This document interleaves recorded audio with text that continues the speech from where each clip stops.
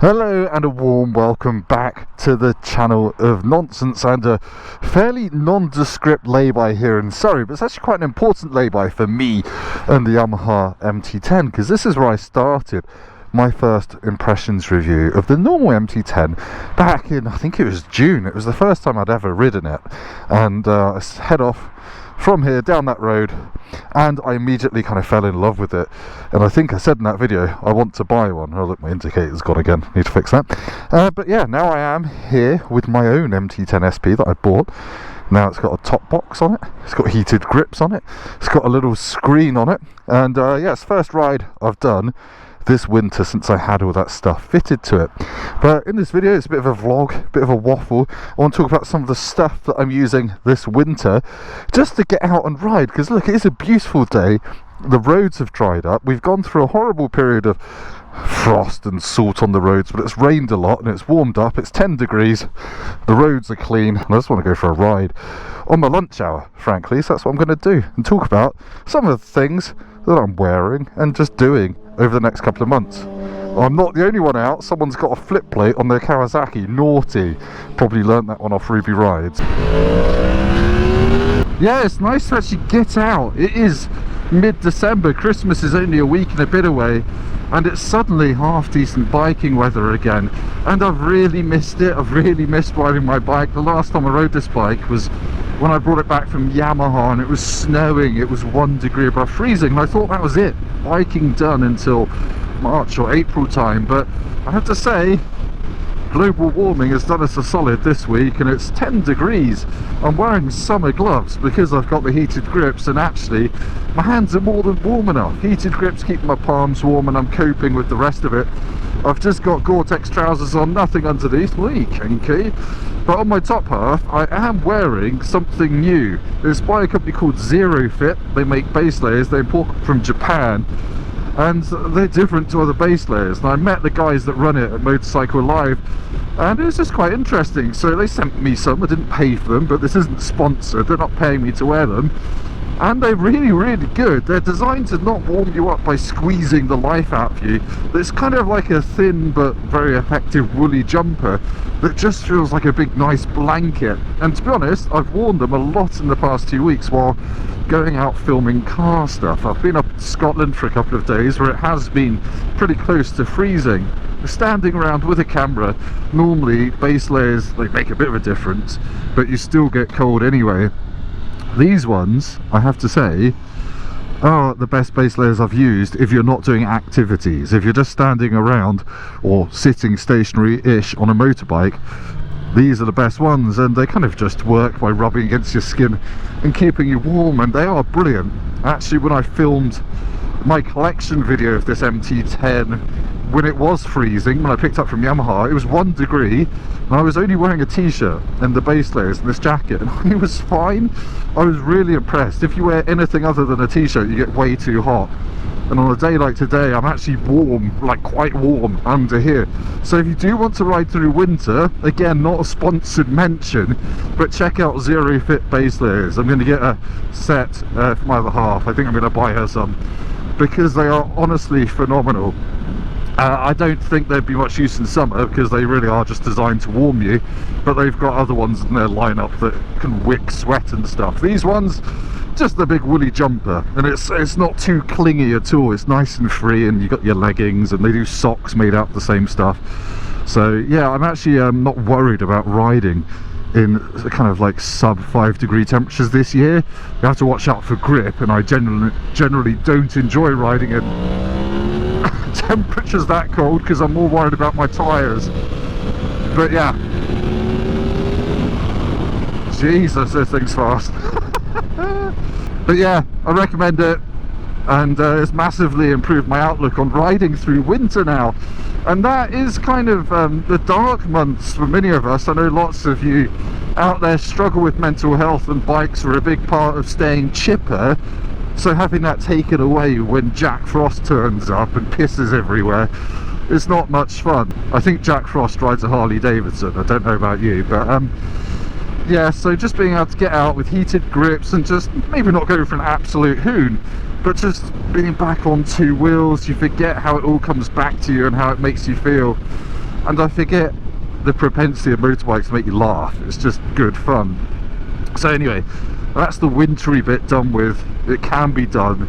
Don't sawn your bike over winter, because there will be some decent days to get out, unless you live in Scotland, in which case I'm sorry, but it's your choice for living north of the wall, where all the snow lives. Now, given it's Christmas next week, my long promised video series on my little trip around Europe on M1000 Singular, that is now nearly edited. I'm very excited about it now. I've revisited all the footage and remembered what a load of nonsense I spouted back in August. It's going to be different. It will either do really well or really badly, because as you probably all know, I would say it's 70% riding 60% riding motorbikes, loving the scenery, telling you about great roads, tips for visiting the Vosges Mountains, and I also go to the northern Vosges Mountains as well, not just the usual bit I do in the south. And I have to say, the bit in the south is way better, but spoilers. And then the rest of the video is historical sites that I kind of stumble upon. A couple of World War I trench systems, very pretty in the mountains, and yeah, World War I cemeteries, and then a World War II, Second World War concentration camp with some stories about British airmen and British special operations executive agents who died there. So yes, it does get a bit dark, and I'll have to put some comments on screen saying, if you don't want to learn about the Holocaust, skip to this bit to see me laughing on an M1000R. It's a bit of a mishmash, it's a bit of a mishmash of vibes, but hopefully it works. And I think if you're similar to me and you're going on holiday to that part of the world, you kind of want to see that stuff anyway. But yeah, it's looking really good. You get to see my dad having his nose broken at the Eurotunnel, blood everywhere. I probably need to censor all of the blood. Toyota Supra, nice. Because as you probably know by now, I was meant to do the tour with my dad, and he had a bit of an accident at the Eurotunnel, which I think I can show. That kind of meant I ended up going on my own. Spoilers, but I guess not everyone that watches this will watch that, so whatever. So yeah, it's going to be a 4 or 5 part video series, I think. I haven't even got to the Germany bit yet.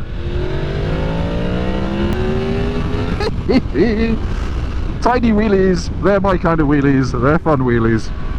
This noise is incredible. So yes, if you're watching this and you're not subscribed, it would mean a load if you did subscribe and watch my Christmas video series. Because I've been dreading the edit, frankly, and it's actually been really good fun. And I look back and think, yeah, I miss riding in summer. So if you want to have a bit of escapism while your family are punching each other with turkeys and unwrapping the dog and all that kind of stuff, give it a watch. Go and find a nice quiet armchair, light a cigar, have some whiskey, and watch a bald man go around Europe on an M1000 Singular. Probably a bit too quickly, I'm not going to lie. I probably shouldn't have, probably should have put a sticker over the speedos for some of it. I'm never really sure how illegal you can be in France. Quite illegal, judging by the pace of the locals. I'm not sure if I'll get away with it though. But anyway, look forward to that. Otherwise, yeah, I just want to kind of look back on the year in motorbike YouTube land. It's been a real corker. I think in terms of stats and views, I'm not sure if it's been my biggest year yet, but if you're a regular on the channel, you'll know I'm not doing this to make a career out of being a YouTuber. I've got a day job being a car journalist. That pays the bills. YouTube is just a nice bit of pocket money on top. And yeah, I'm not one to really look at the analytics every day and think, oh, that did badly, I won't do that again. I kind of am a bit selfish. I make the content that I want to make, I ride the bikes that I want to ride, the ones that I would consider buying.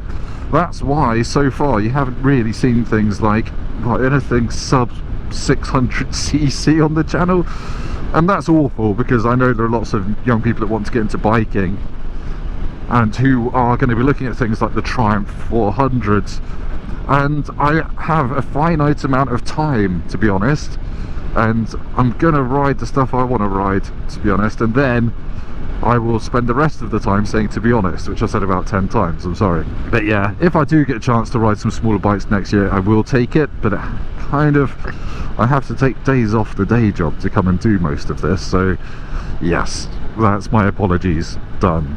I am, good news though, apparently on talking terms with Triumph. Not that I ever wasn't, I definitely never said I've been blacklisted. But yeah, new Scrambler 1200. I loved that bike. I loved the old one. I took it green laning. It does I'm not really interested in retro looking bikes, but that isn't just a retro bike. It's got chops off-road, chops on-road. It's got a lovely engine. It's got a nice vibe about it, and you can ride it hard. You don't have to just potter around Shoreditch going to the bike shed. Sorry, I love the bike shed, but it is full of hipsters. And that new 1200 XE, the launch was this month. I'm hopefully getting one in January, and I'm just gonna do my usual road, maybe a bit of green laning on it, and tell you what I think about it. Interestingly, they've made it cheaper. When did that last happen? They've made it cheaper, and they've taken some of the spec out to make it cheaper. So on the top spec off-roady one, you don't get the Erlen shocks. They're by a cheaper manufacturer now, because no one really needed Erlen's off-road shocks on that bike. And I kind of feel like that's quite unusual for a manufacturer to actually say, oh, do you know what? People didn't need whatever, 160 horsepower, whatever, so we downgraded it and made it a bit cheaper. It didn't need titanium valves and things like that. So yeah, well done Triumph for being a bit real worldy, and hopefully more people will buy your bike. I mean, it's still £13,000, but £13,000 is the price of the new KTM 990 Duke, which is absurd. Lots of people whinging about that.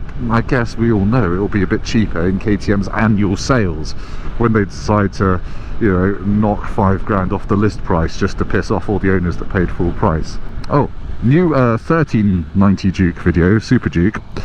That did quite well. I do those news videos occasionally whenever I can get the news under embargo. That is to say, I have to sign a letter, which I'm probably not meant to talk about, saying that I won't talk about it until a certain date has passed, and then I'll do my video. And that just means I've got time to prepare a video, and it can go live along with 44 Teeth and everyone else, and I stand half a chance of getting some views. And considering I filmed them in my 4-year-old daughter's bedroom, if you look in the background, there's little butterflies pictures on the wall, they do all right. So yeah, 1390 Super Duke, it looks a bit like a facelift, to be honest. It's a bit of a, not a full generational leap, it's just a half generation bike, but I'm sure it will still be great, still be silly, and I probably still can't afford to insure one. But yes, I am starting to wind down now for the year.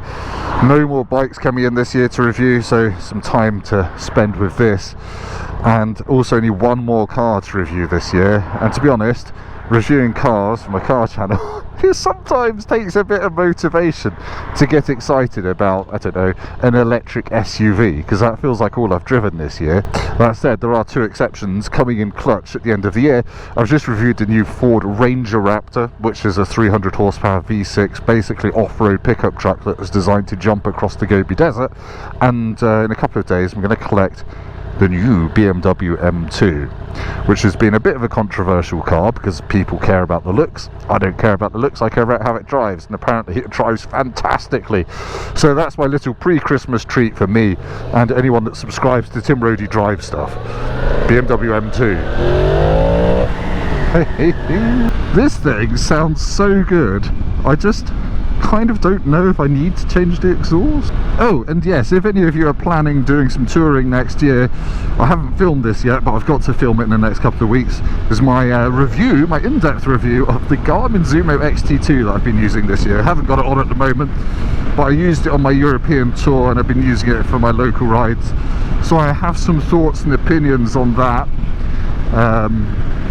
Might not all entirely be pleasing to people at Garmin, but yes, stay tuned for that. Weirdly, that was one of my best videos of last year, as my review of the original Zumo XT. So yes, if you want a sat nav, stay tuned for that, because there are some things you should probably be aware of.